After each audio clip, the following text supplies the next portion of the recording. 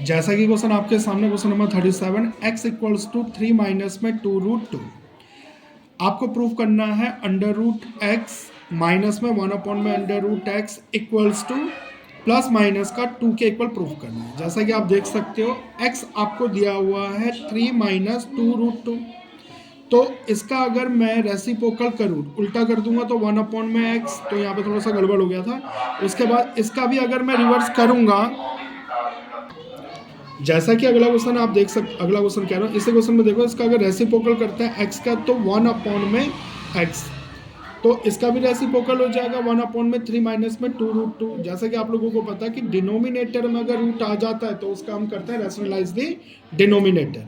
अगर ये माइनस का है तो क्या होगा, प्लस का। तो अगर 1 को मैं इससे मल्टीप्लाई करूं तो ये वैल्यू आएगी। पर नीचे आप देख सकते हो यहाँ पे a माइनस बी और a प्लस बी का मेथड लग रहा है, जो कि a square minus b square को रिप्रेजेंट कर रहा है। 3 का स्क्वायर 9 होगा और 2√2 का स्क्वायर करेंगे तो जरा देखना 2 अंडर रूट 2 का अगर मैं स्क्वायर करूंगा तो ये स्क्वायर एक बार इसमें इंट्रोड्यूस होगा, एक बार इसमें। अगर मैं 2 का स्क्वायर करूं तो 4 और रूट का स्क्वायर करूं तो 2। जैसे कि आप लोगों को पता है ये कभी भी रूट होता है और अगर उसका स्क्वायर करता है तो स्क्वायर से रूट कट जाता है। तो 4 2 जा क्या आ गया आपके पास 8। आई होप ये आप लोगों को समझ में आ गया होगा। तो अब जरा यहाँ पे देखो 2√2 का अगर स्क्वायर करा तो क्या आ गया आपके पास 8। 9 में से 8 माइनस कर दिया 1। एग्जैक्टली आपके पास यहाँ पर 1 में x जो है वो ये वैल्यू आ रही है, ठीक है। तो हमें यहाँ पर ना प्रूफ करना है अंडर रूट एक्स माइनस 1 में अंडर रूट एक्स 2 के बराबर प्रूफ करना है।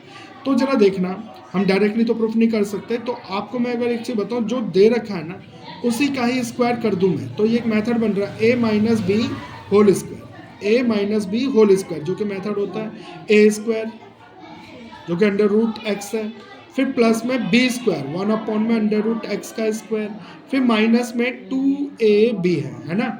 अब यहाँ पे इसको हम थोड़ा सा कैलकुलेट करते हैं, रूट से स्क्वायर कट जाएगा, यहाँ पे 1 का स्क्वायर 1 और रूट एक्स का एक्स, और यहाँ पे रूट एक्स से रूट एक्स कैंसिल हुआ, बचा आपके पास 2।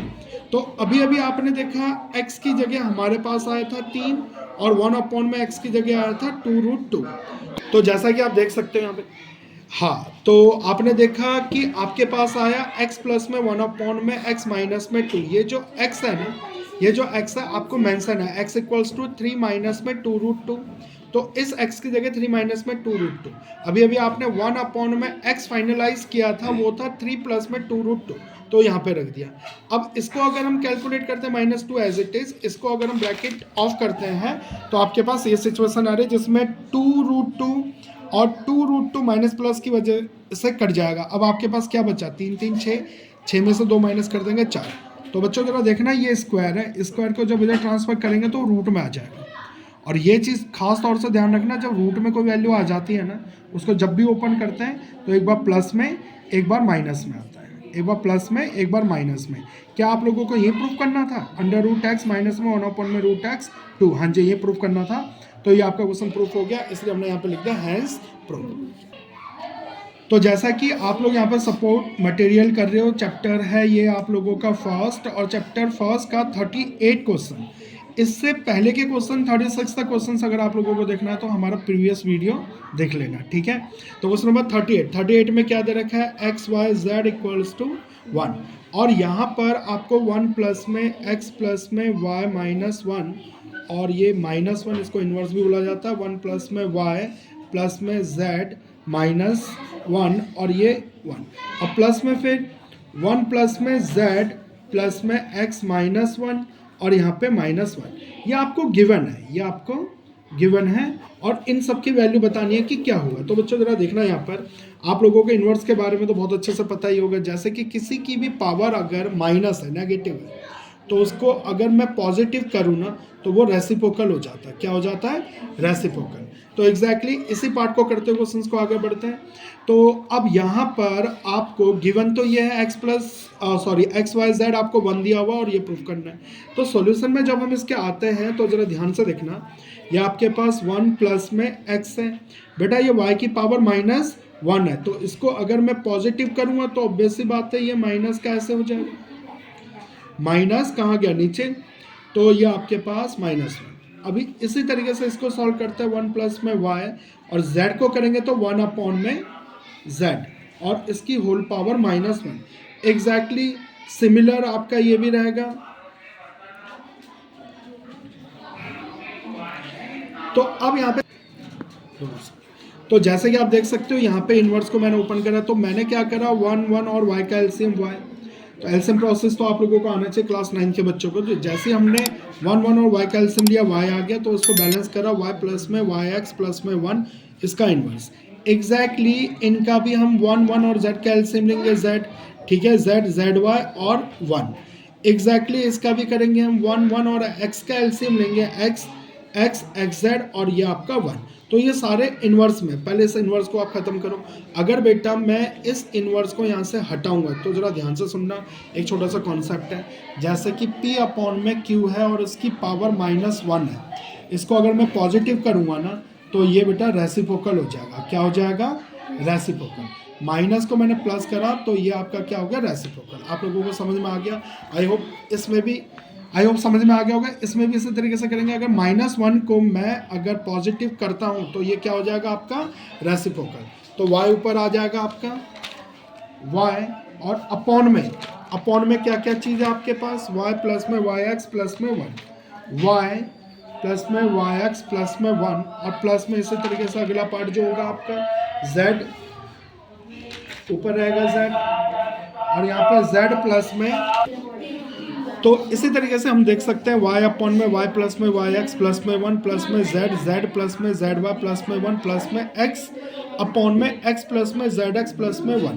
आप देख सकते हो कि ये जो डिनोमिनेटर है ये सेम नहीं है, तो उसका एलसीएम लेने में बड़ी दिक्कत होती है। तो पर हमें दिया क्या है? x y z 1 के इक्वल दे रखा। आप इसमें से किसी को भी सेपरेट कर सकते हो, चाहे तो आप x को सेपरेट कर लो, चाहे y को, चाहे z को। हम क्या करते हैं? z को सेपरेट कर लेते हैं, x y को उधर ले जाते हैं। तो ये x y मल्टीप्लाई में उधर जाके क्या हो गया? अपॉन में। इधर ध्यान दो, 1 अपॉन में x y। तो जहाँ पर z है ना, जहाँ पर z है उसकी जगह हम 1 अपॉन में x y रखेंगे। तो अब यहाँ पे देख सकते हो y अपॉन में y प्लस में yx प्लस में, इसमें z कहीं है नहीं तो उसको एज इट इज। बेटा ये z दे रखा, तो z की जगह 1 अपॉन में xy।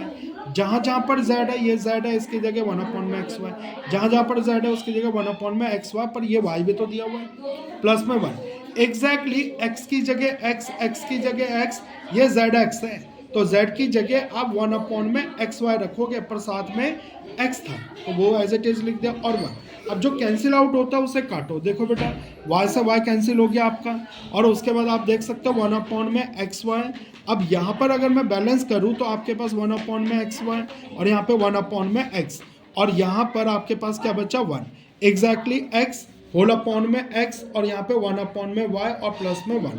तो आपके पास यहाँ पे थोड़ा सा uncertain value upon whole upon में आ रहा है, तो आपको इसको थोड़ा सा बैलेंस करना पड़ेगा, थोड़ा यहाँ पे आपको एफर्ट लगाना पड़ेगा। तो बच्चों देखो इसमें तो कोई चेंज नहीं है।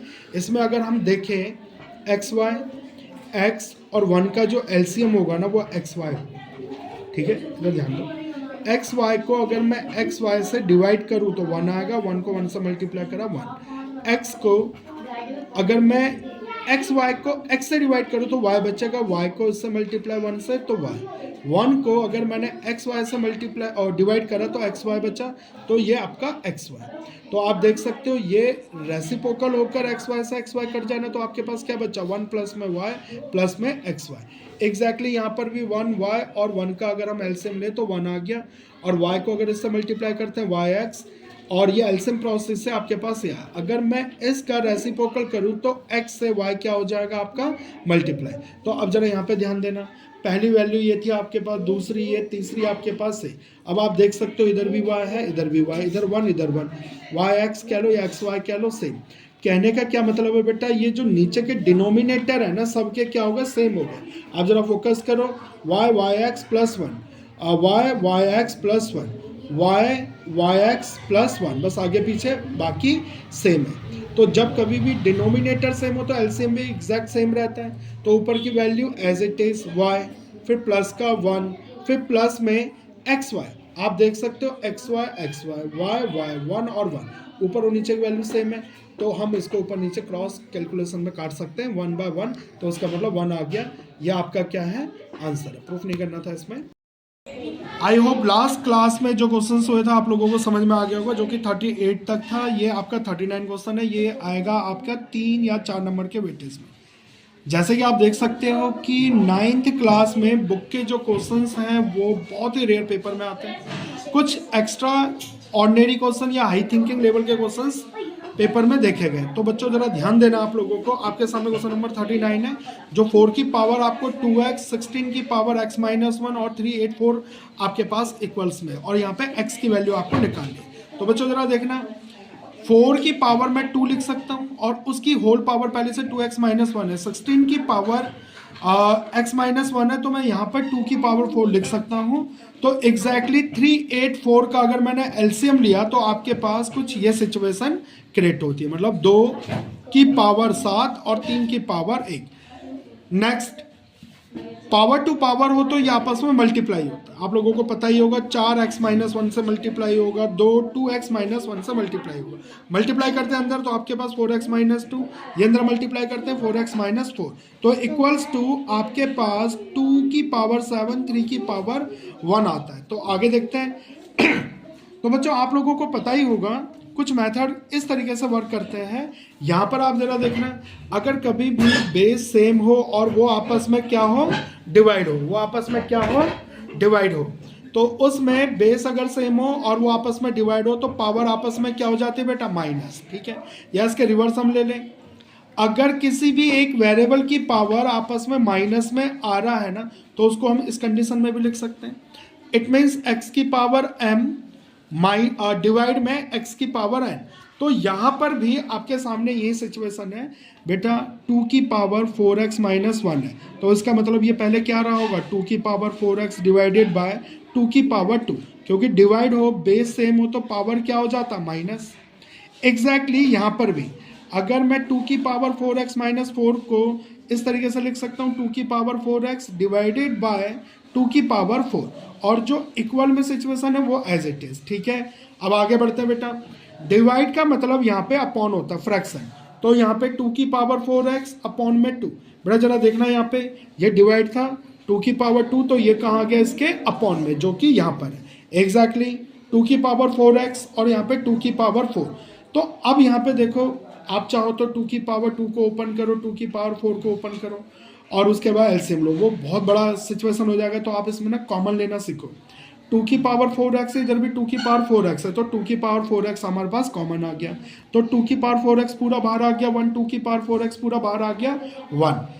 नीचे जो है आपके पास डिनोमिनेटर में 2 की पावर 2 और 2 की पावर 4 है, तो आप देख सकते हो यहाँ पर 2 दोनों में ही है, पर लीस्ट वैल्यू आपके पास 2 की पावर 2 है, तो 2 की पावर 2 भी मैंने इसमें और इसमें कॉमन लिया, तो आपके पास 1 और 2 की पावर 2 रिमेनिंग बचा। यहाँ पे तो एज इट इज लिखना बेटा, जो यहाँ पे लिखा हो एज इट इज यहाँ पर। अब इसको थोड़ा सॉल्व कर लो। 1 और 2 की पावर 2 को अगर मैं सॉल्व करता हूँ तो एलसीएम में ये आएगा, यहाँ पर जो था एज इट इज। ठीक है, फिर यहाँ पे 2 की पावर 2 मीन्स आपका 4 हो गया, 4 में से 1 माइनस करेंगे, और 2 की पावर 2 यहाँ पर पहले से ही दे रखा है। आप यहाँ पे अच्छे से नोटिस कर लो, पॉज करके वीडियो को आप देख सकते हो कि सिचुएशन क्या है, ये आपस में क्या हो रहा है, सब मल्टीप्लाई हो रहा है। तो आगे देखते हैं। 2 की पावर 4x अपॉन में 2 इंटू में 3 अपॉन में 2 की पावर 2। कई बच्चे कहते सर ये 3 कहाँ से आ गया, भाई सीधी सी बात है, 4 में से 1 माइनस करा तो क्या आ गया आपके पास, 3।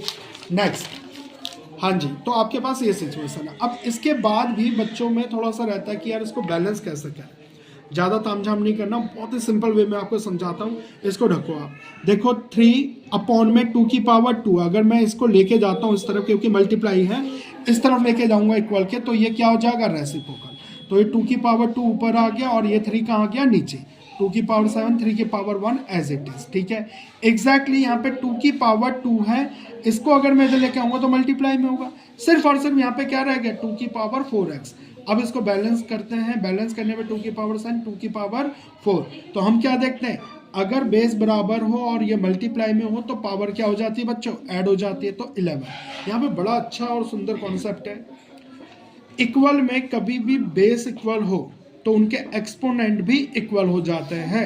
If base are equal so their exponent are also equal, तो देयर फोर का सिंबल 4x किसके इक्वल हो गया 11 के, तो ये 4 इसके अपॉन में आ गया, तो ये x जो है आपके पास 11 अपॉन में 4 आ गया। तो आई होप ये क्वेश्चन आपको बहुत अच्छे से समझ में आया होगा, अच्छे से प्रैक्टिस करो, एग्जाम बिल्कुल नियर है।